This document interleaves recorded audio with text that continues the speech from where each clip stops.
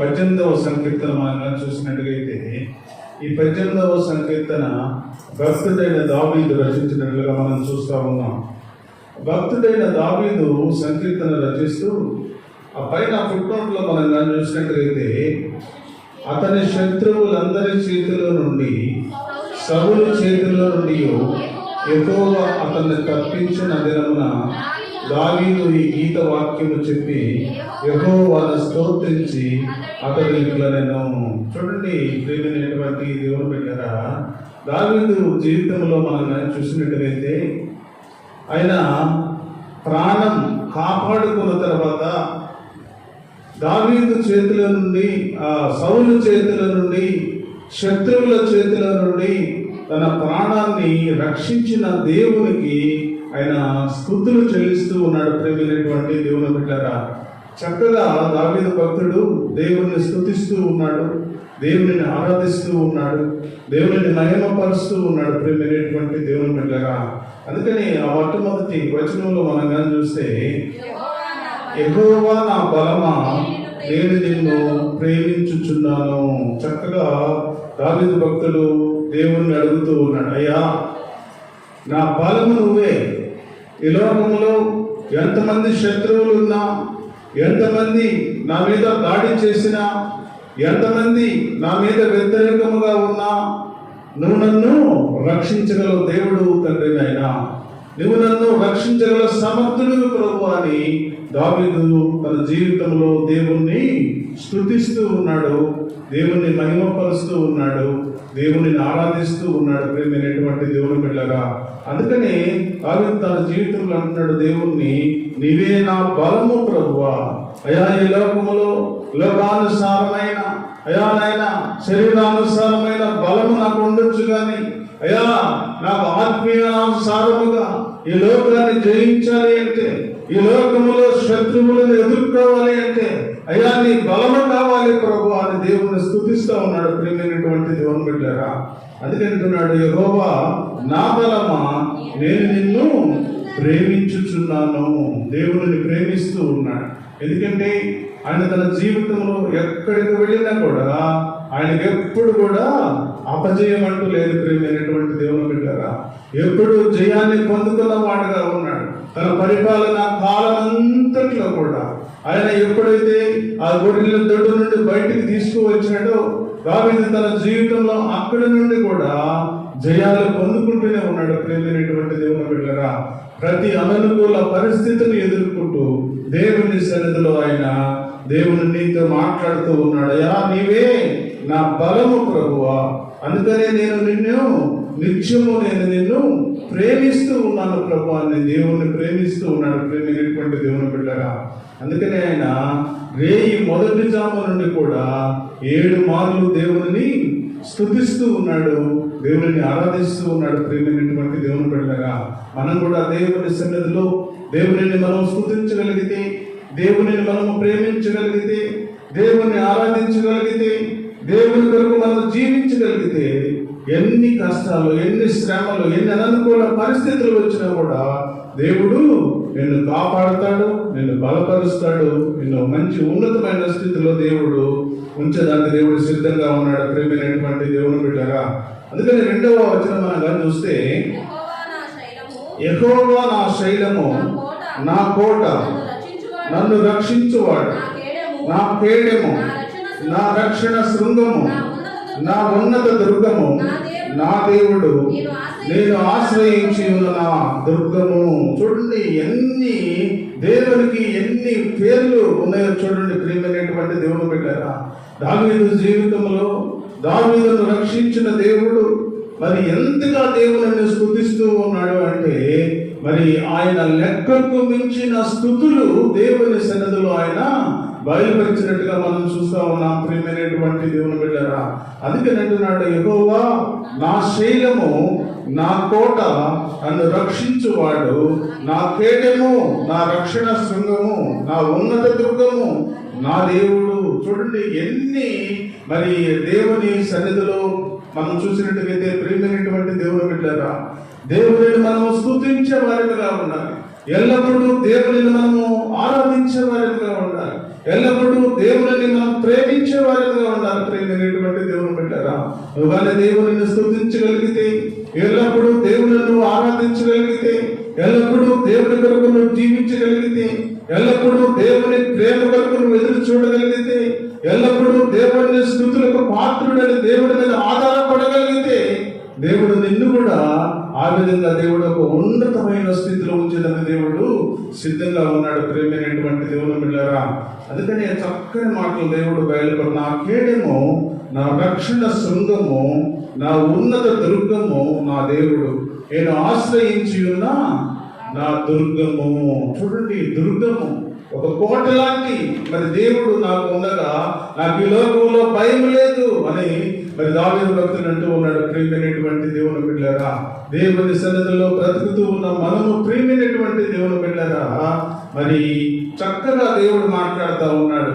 నీవు కూడా దేవుని సన్నిధిలో ప్రార్థనా పూర్వకముగా ప్రార్థించగలిగితే, ప్రియమైనటువంటి దేవుని బిడ్డలారా, దేవుని సన్నిధిలో ప్రార్థన అనుభవంతో నీవు కూడా ఒక దుర్గాన్ని స్థాపించుకోగలిగితే, దేవుడు ఆ దుర్గములో నిన్ను కూడా ఆయన రక్షించగలడని దేవుడు తెలియజేస్తూ ఉన్నాడు. ప్రేమైనటువంటి దేవుని బిడ్డలారా, చంటి పిల్లల స్తుతుల మూలముగా నీవు ఒక దుర్గమును స్థాపించుకొని ఉన్నావు.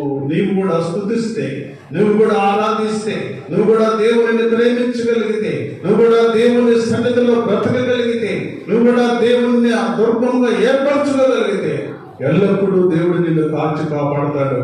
ఎల్లప్పుడూ దేవుడు నిన్ను ప్రేమిస్తాడు. ఎల్లప్పుడూ దేవుడు ఒక దుర్గముగా నీకు కావలి ఉండేదని దేవుడు సిద్ధంగా ఉన్నాడు. ప్రేమైనటువంటి దేవుని బిడ్డలారా, తర్వాత చరణంలో మనం చూస్తే, కీర్తనీయుడైన యెహోవాకు నేను మొరపెట్టగా ఆయన నా శత్రువుల నుండి నన్ను రక్షించును. మరణ పాశములను నన్ను చుట్టుకుని నన్ను భక్తిహీనులు వరద పొర్లు వలె నా మీద పడి బెదిరింపగను. పాతాళ పాశములను అరికట్టగను. మరణపు ఊళ్ళు నన్ను ఆవరింపగను. నా శ్రమలో నేను యెహోవాకు మొరపెట్టి తిని నా దేవునికి ప్రార్థన చేసి తిని. చూడండి, ఎంత భయంకరమైన పరిస్థితుల మధ్య దావీదు ప్రార్థన చేస్తూ ఉన్నాడు. ప్రేమైనటువంటి దేవుని బిడ్డలారా, మరణము మరి దగ్గరకు వచ్చిందని తెలుసు, మరణపు ఊరులు మరి ఉన్నాయని తెలుసు, మరణము మరి చాలా దగ్గరగా ఉందని తెలుసు. ప్రియమైనటువంటి దేవుని బిడ్డలారా, అలాంటి పరిస్థితుల్లో కూడా ఎప్పుడు కూడా బెదరలేదు దావీదు తన జీవితంలో. ప్రియమైనటువంటి దేవుని బిడ్డలారా, అనేక భక్తులు మన జీవితాల్లో మనం కానీ చూసినట్టుగైతే అనేక మంది ఈ స్థితిలో నుండి ప్రార్థన చేశారు. ప్రియమైనటువంటి దేవుని బిడ్డలారా, ఈ మధ్యాహ్న కాల సమయంలో మనం కానీ చూసినట్టుగైతే ఒక్క భక్తుడు యోనా గురించి మనం మాట్లాడుకుందాం. యోనా మరి గ్రంథం 2వ అధ్యాయంలో మనం కానీ చూసినట్టుగైతే ఆయన ప్రార్థన చేస్తూ ఉన్నాడు. ఎంత భయంకరమైన పరిస్థితుల నుండి మరణ పాశములను చుట్టుకొనను, భక్తిహీనులు వరదల వలె మరి పడి బెదిరింపగలిగినను, మరణపు ఊర్లను ఆవరింపగలను. నా శ్రమలో నేను యెహోవాకు మొరపెట్టింది అంటూ ఉన్నాడు. ప్రియమైనటువంటి దేవుడు, ఇది చూడండి 2వ అధ్యాయం 1వ వచనంలో, ఆ మత్స్యము కడుపులో నుండి యోనా యెహోవాకు ఇలాగ ప్రార్థించాను, నేను ఉపద్రవములో ఉండి యెహోవాకు మనవి చేయగా ఆయన నాకు ప్రత్యుత్తరం ఇచ్చెను. పాతాళ గర్భములో నుండి నేను కేకలు వేయగా నీవు నా ప్రార్థన అంగీకరించి ఉన్నావు. నీవు నన్ను అగాధమైన సముద్రములో పడవేసి ఉన్నావు. ప్రవాహములు నన్ను చుట్టుకొని ఉన్నవి. నీ తరంగములు నీ కరుణలు నన్ను కప్పి ఉన్నవి. నీ సన్నిధిలో నుండి నేను వెలివేయబడినను, నీ పరిశుద్ధాలయము తట్టు మరలా చూచదనను బట్టి ప్రాణాంతకము వచ్చినంతగా జలములు నన్ను చుట్టుకుని ఉన్నవి.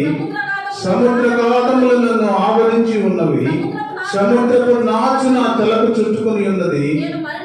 నేను మరెన్నటికీ ఎక్కి రాకుండా భూమి గడియలు వేయబడి ఉన్నవి.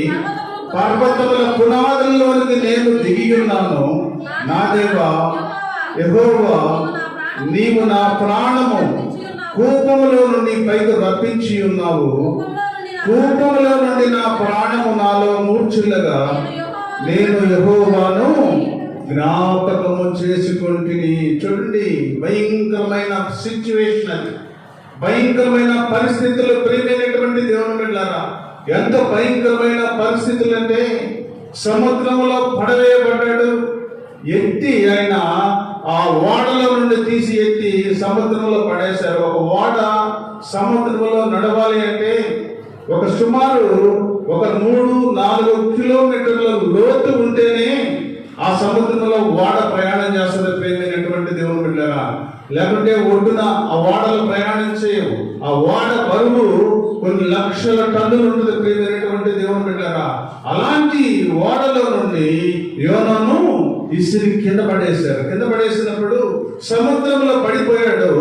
సముద్రంలో మునిగిపోయి సముద్రంలో మునిగిపోయిన తర్వాత అక్కడి నుండి కూడా కేకేస్తా ఉన్నాడు. ప్రియమైనటువంటి దేవుని బిడ్డలారా, అయ్యో నా జీవితం అయిపోయింది, ఇక అయ్యో సముద్రంలో మునిగిపోతున్నా, కొన్ని వేల కిలోమీటర్ల లోపలికి వెళ్ళిపోతూ ఉన్నా, అయ్యో ఇక నేను బ్రతకను అనుకోలేదు. ప్రియమైనటువంటి దేవుని బిడ్డలారా, ఆయన అక్కడి నుండి సముద్రములో నుండి దేవుని మొరపెడతా ఉన్నాడు. ప్రియమైనటువంటి దేవుని బిడ్డలారా, ఎవరు మొరపెడుతున్నాడంటే, అయ్యా నేను సముద్ర గర్భంలో పడి ఉన్నాను, నాచు నా తలకు అంటుకొని ఉన్నది, నేను మరెన్నటికీ రాకుండా భూమి గడియలు వేయబడి ఉన్నవి ప్రభువా, అయినా కూడా నేను నీకు మొరపెడుతూ ఉన్నాను ప్రభువా, నా ప్రార్థనకు తగిన జవాబులు దయచేయాలి ప్రభు అని అక్కడి నుండి ప్రార్థన చేస్తా ఉన్నాడు. ప్రియమైనటువంటి దేవుని బిడ్డలారా, మనం కూడా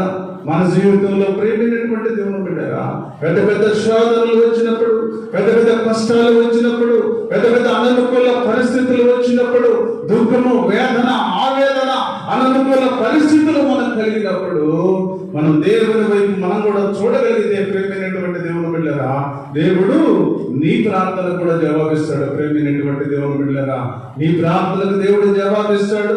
నీకు ఒక ఉన్నతమైన స్థితిని దేవుడు నీకు ఇచ్చేదానికి దేవుడు సిద్ధంగా ఉన్నాడు. ప్రేమైనటువంటి దేవుని బిడ్డలారా, అంత లోపలికి వెళ్ళిపోయి ఆ సముద్ర అగాధముల నుండి దేవునికి మొరపెడుతూ ఉన్నాడు. ప్రేమైనటువంటి దేవుని బిడ్డలారా, అయ్యా నేను అన్నిటికీ పైకి రాకుండా భూమి గడియలు వేయబడి ఉన్నాయి ప్రభువా, ఏదైనా కూడా నేను బ్రతికితే నీ కొరకు బ్రతుకుతా, చనిపోతే నీ కొరకు చనిపోతాను.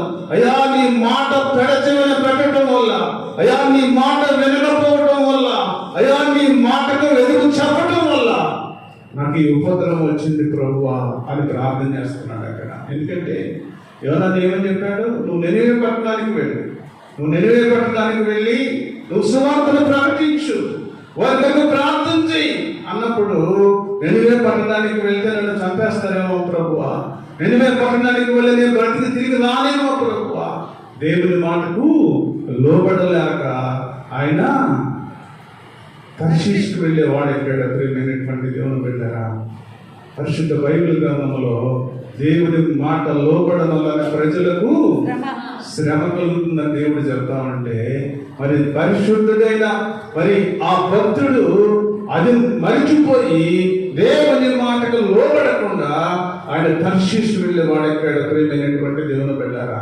తర్షీషు వెళ్ళే వాడెక్కినప్పుడు ఏవో భయంకరమైన పరిస్థితుల మధ్య ఆ సముద్రంలో పడవేయబడినప్పుడు, ఆ సముద్రపు తల నాచు అంటుకున్నప్పుడు చాలా లోతులో నేను ప్రార్థన చేస్తా ఉన్నాడు. అయ్యా నేను ఎప్పటికీ పైకి రాకుండా భూమి గడియలు వేయబడి ఉన్నాయి ప్రభువా, దయతో నన్ను నీవు జ్ఞాపకం చేసుకో అని ప్రార్థన చేస్తా ఉన్నాడు. ప్రేమైనటువంటి దేవుని బిడ్డలారా, అందుకని అంటున్నాడు, నేను యెహోవాకు జ్ఞాపకం చేసుకుంటుంది, నీ పరిశుద్ధాలయములోకి నీ యొద్దకు నేను నా మనవి వచ్చెను. దేవుని సన్నిధికి చేరింది, ఆయన ప్రార్థన దేవుని సన్నిధికి చేరింది. దేవుని సన్నిధిలో మనం కూడా అలాంటి సిచ్యువేషన్లో, అలాంటి అననుకూల పరిస్థితులలో, అలాంటి భయంకరమైన పరిస్థితుల మధ్య మనము, మన కుటుంబం, మన బిడ్డలు ఉన్నప్పుడు నువ్వు కూడా ప్రార్థన చేయగలిగితే దేవుడు నీ ప్రార్థన కూడా వింటాడు. ప్రియమైనటువంటి దేవుని బిడ్డలారా, దేవుడు నీ ప్రార్థన వింటాడు, నీ ప్రార్థనకు దేవుడు తప్పకుండా జవాబిస్తాడు. ప్రియమైనటువంటి దేవుని బిడ్డలారా, అందుకని అంటున్నాడు చక్కగా, నా శ్రమలో నేను యెహోవాకు మొరపెట్టి తిని, నా దేవునికి నేను ప్రార్థన చేసి తిని. నీవు కూడా నీకు శ్రమలు వచ్చినప్పుడు, దుఃఖం వచ్చినప్పుడు, వేదన వచ్చినప్పుడు, ఆవేదన వచ్చినప్పుడు నువ్వు కూడా దేవునికి మొరపెట్టగలిగితే, నువ్వు దేవుని స్తుతించగలిగితే, నువ్వు దేవుని ఆరాధించగలిగితే, నువ్వు దేవుని ప్రార్థన చేయగలిగితే నీ ప్రార్థన కూడా దేవుడు జవాబిస్తాడు. ప్రేమైనటువంటి దేవుని బిడ్డలారా, చనిపోవలసిన యోనా తిరిగి మళ్ళా నినివే పట్టణానికి నేను తీసుకెళ్ళినట్టుగా మనం చూస్తా ఉన్నాం. ప్రేమైనటువంటి దేవుని బిడ్డలారా, మరి అలాంటి ఆ గొప్ప దేవుడిని మనం పెట్టుకొని అననుకూల పరిస్థితులు, ఆరోగ్య సమస్యలు, ఇంకా మనం అననుకూల స్థితుల మధ్య మనము బ్రతుకుతూ దేవుని మనం మర్చిపోతున్నామేమో. ప్రేమైనటువంటి దేవుని బిడ్డలారా, మన కష్టాలు, శ్రమలు, దుఃఖము, వేదన, ఆవేదన ఎన్ని వచ్చినా కూడా దేవుని వైపు మనం నిలబడగలిగితే దేవుడు నిన్ను ప్రేమిస్తాడు. దేవుడు నిన్ను చక్కగా మరి నడిపించి సహాయం చేయగలడు. ప్రేమైనటువంటి దేవుని బిడ్డలారా, తర్వాత వచనంలో మనం చూస్తే, అప్పుడు భూమి కంపించి అదిరెను, పర్వతముల పునాదులు వణికెను, ఆయన కోపింపగా అవి కంపించెను. ఆయన నాసికారంధ్రముల నుండి పొగ పుట్టెను, ఆయన నోట నుండి అగ్ని వచ్చి దహించెను, నిప్పు కణములు రాసపెట్టెను, మేఘములను వంచి ఆయన వచ్చెను. చూడండి, జాగ్రత్తగా దేవుడు మనతో మాట్లాడుతూ ఉన్నాడు. ప్రేమైనటువంటి దేవుని బిడ్డలారా, ఎలాంటి శ్రమలు వచ్చినా, ఎలాంటి అననుకూల పరిస్థితులు వచ్చినా, ఎలాంటి అననుకూల స్థితి కలిగినా కూడా దేవుడు నిన్ను నన్ను రక్షించడానికి దేవుడు సమర్థుడు. ప్రేమైనటువంటి దేవుని బిడ్డలారా, ఈ మధ్యాహ్న కాల సమయంలో చక్కగా దేవుడు మాట్లాడుతూ ఉన్నాడు. మన దేవుడు ఎంత గొప్ప దేవుడు అంటే, ఆయన చూసినట్టు ఆయన నాసికారంధ్రముల నుండి పొగ పుట్టెను, ఆయన నోటి నుండి అగ్ని వచ్చి దహించెను. చూడండి, మన పరిశుద్ధ బైబిల్ గ్రంథంలో మనం చూసినట్టుగైతే అనేక మంది భక్తుల జీవితాల్లో మనం చూసినట్టుగైతే, ప్రేమైనటువంటి దేవుని బిడ్డలారా, మరి 1వ రాజుల గ్రంథంలో మనం చూసినట్టుగైతే మనం కానీ 18వ అధ్యాయంలో మనం కానీ చూస్తే,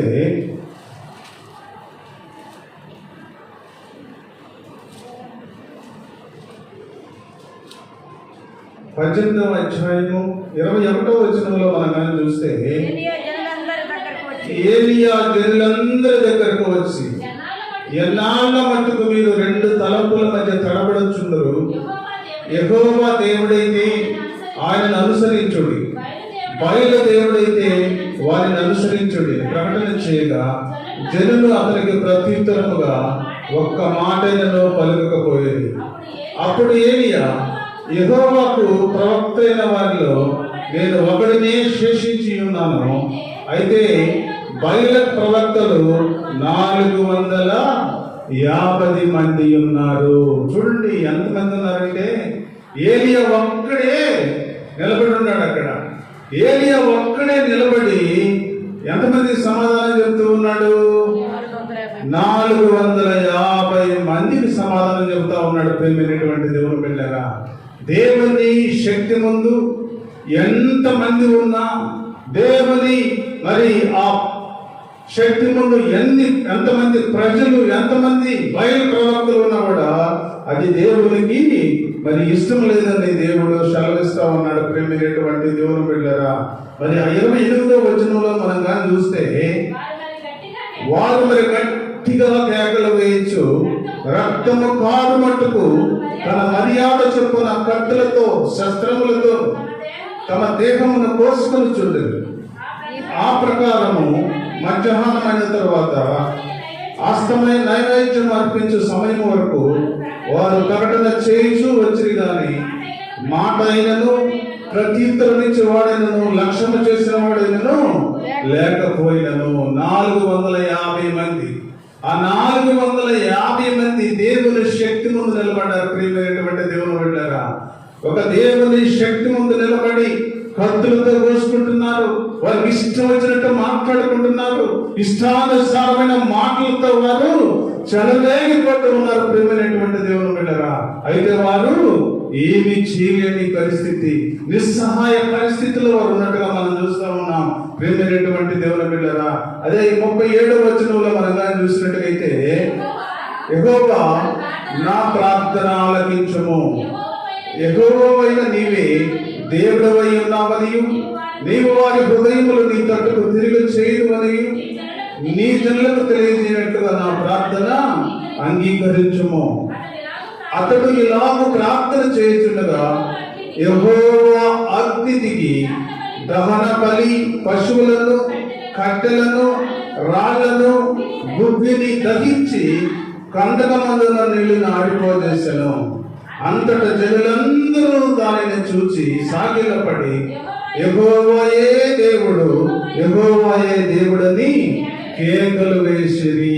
నీ జీవితంలో నా జీవితంలో కూడా దేవుడిని ఈ విధంగా మహిమపరచాలని దేవుడు సెలవిస్తా ఉన్నాడు. ప్రేమైనటువంటి దేవుని బిడ్డరా, ఎంతకాలము మనం బ్రతికినా, ఎంతకాలము మనం నడిచినా, ఎంతకాలం మనం జీవించినా కూడా ప్రేమైనటువంటి దేవుని బిడ్డరా, దేవుడిని మహిమ పరిచే బిడ్డగా ఉండాలి కానీ, దేవుని కొరకు జీవించే బిడ్డగా ఉండాలి కానీ, దేవుని కొరకు నువ్వు దేవునికి వ్యతిరేకముగా సరెండర్ అయిపోయే స్థితిలో ఉండకూడదు. అయ్యో బంధువులు ఏదో చేస్తారు, అయ్యో నా ఫ్రెండ్స్ ఏదో ఉంటారు, అయ్యో నా స్నేహితులు ఏదో చూస్తున్నారని చెప్పి సరెండర్ అయిపోయి ఈ లోకంలో దేవునికి వ్యతిరేకమైన కార్యాలను మనం చేస్తే వారు ఉదయం నుండి కూడా సాయంకాలము వరకు రక్తము కారేటట్టుగా వారు మొరపెడుతూనే ఉన్నారు. ప్రేమైనటువంటి దేవుని బిడ్డలారా, మొరపెడుతూ ఉన్నప్పుడు వారికి ఏది కూడా జరగలేదని దేవుడు సెలవిస్తా ఉన్నాడు. ప్రేమైనటువంటి దేవుని బిడ్డలారా, అందుకని ఏలియా భక్తుడు అంటున్నాడు, ప్రార్థన చేస్తా ఉన్నాడు, అయ్యా మీరు నిజమైన దేవుడు నువ్వు అని ప్రభువా ఈ ప్రజలకు తెలియచేయాలి. నిజమైన దేవుడు నువ్వు అని, నీ శక్తి ఈ లోకంలో ఉన్నదని ప్రభువా ఈ ప్రజలకు తెలియచేయ ప్రభు అని ప్రార్థన చేసినప్పుడు పరలోకము నుండి అగ్ని దిగి వచ్చి అవన్నీ కూడా కాల్చివేసినట్టుగా మనం చూస్తా ఉన్నాం. ప్రియమైనటువంటి దేవుని బిడ్డలారా, అప్పుడు అందరూ కూడా ఎంతమంది అయితే ఉన్నారో అక్కడ అన్య ప్రజలు ఎంతమంది అయితే ఉన్నారో, అన్య జనులు ఎంతమంది అయితే ఉన్నారో, దేవునికి వ్యతిరేకమైన ప్రజలు ఎంతమంది ఉన్నారో, దేవునికి వ్యతిరేకమైన ప్రజలు ఎన్నో వందల వేల మంది ఉన్నారో, వారందరూ కూడా ఈ పరిస్థితులను సాగిలపడి యెహోవాయే దేవుడు, యెహోవాయే నిజమైన దేవుడు దేవుని స్తుతించినట్టుగా మనం చూస్తా ఉన్నాం. ప్రియమైనటువంటి దేవుని బిడ్డలారా, నీ జీవితంలో నా జీవితంలో కూడా అదే. ప్రియమైనటువంటి దేవుని బిడ్డలారా, ఈ మధ్యాహ్న కాల సమయంలో దేవుడు చక్కగా మాట్లాడుతున్నాడు. మనం ఎంతకాలము జీవించినా, ఎంతకాలము నడిచినా, ఎంతకాలము ప్రయాణం చేసినా కూడా దేవుని స్తుతించే వారిగా ఉండాలి, దేవుని ఆరాధించే వారిగా ఉండాలి, దేవుని కొరకు మనం జీవించే వారిగా ఉండాలి. దేవుని ఆ అన్య జనుల మధ్య దేవుని నామాన్ని హెచ్చించే వారిగా మనం ఉండాలని దేవుడు తెలియజేస్తూ ఉన్నాడు. ఒకనొక సమయంలో దేవుడు తన శిష్యులతో అంటూ ఉన్నాడు, మీ వల్లనే కదా నా నామము అన్య జనుల మధ్య దూషించబడుచున్నది. దేవుని నమ్ముకున్న తర్వాత నీ బ్రతుకు ఏ విధంగా ఉన్నది, దేవుని నమ్ముకున్న తర్వాత నీ పరిస్థితి ఏ విధంగా ఉన్నది, దేవుని నమ్ముకున్న తర్వాత నీ స్థితి ఎలాగున్నది, దేవుని నమ్ముకున్న తర్వాత నీ ఆలోచన ఏ విధంగా ఉన్నది, ప్రతి వాళ్ళు కూడా చూస్తూ ఉంటారు. ప్రియమైనటువంటి దేవుని బిడ్డలారా, ప్రతి వాళ్ళు కూడా అబ్జర్వ్ చేస్తూ ఉంటారు. దేవుని నమ్ముకున్న ప్రజలు వీళ్ళు, దేవుని ఆరాధించబడుతున్న ప్రజలు వీళ్ళు, దేవుని మందిరానికి వెళుతున్న ప్రజలు వీళ్ళు, దేవుని కొరకు జీవిస్తున్న ప్రజలు వీళ్ళు. ప్రత్యేకముగా వీళ్ళు బ్రతుకుతూ ఉన్నారు, ప్రత్యేకమైన ఆలోచనతో ఉన్నారు, ప్రత్యేకమైన నడకతో వీరు ఉన్నారు, ప్రత్యేకమైన బ్రతుకులు బ్రతుకుతూ ఉన్నారు అని దేవుని నామాన్ని హెచ్చించే వారిగా మనం బ్రతకాలి కానీ దేవుని నామాన్ని దూషించే వారిగా మనం బ్రతకూడదు. ప్రియమైనటువంటి దేవుని బిడ్డలారా, మన పరిస్థితులు బాగలేకపోతే, మన దేవుని సన్నిధిలో మనం బ్రతుకుతూ ఉన్న మనము దేవుని కొరకు మనం జీవించినట్టుగైతే దేవుడు నిన్ను హెచ్చిస్తాడు, దేవుడు నిన్ను ప్రేమిస్తాడు. దేవుడు నీ కుటుంబాన్ని, నీ బిడ్డలను, మన సంఘాన్ని దేవుడు ఆశీర్వదించి దేవుడు తన మహిమ కొరకు ఉపయోగించుకొని దేవుడు ఈ రెండవ రాకడ సమయంలో ఎత్తపడే గుంపులో నిన్ను, నీ కుటుంబాన్ని, నీ బిడ్డలను, ఈ సంఘాన్ని ఉంచునుగాక. చిన్న ప్రార్థన చేసుకొని మనం మొదలు పెడదాం.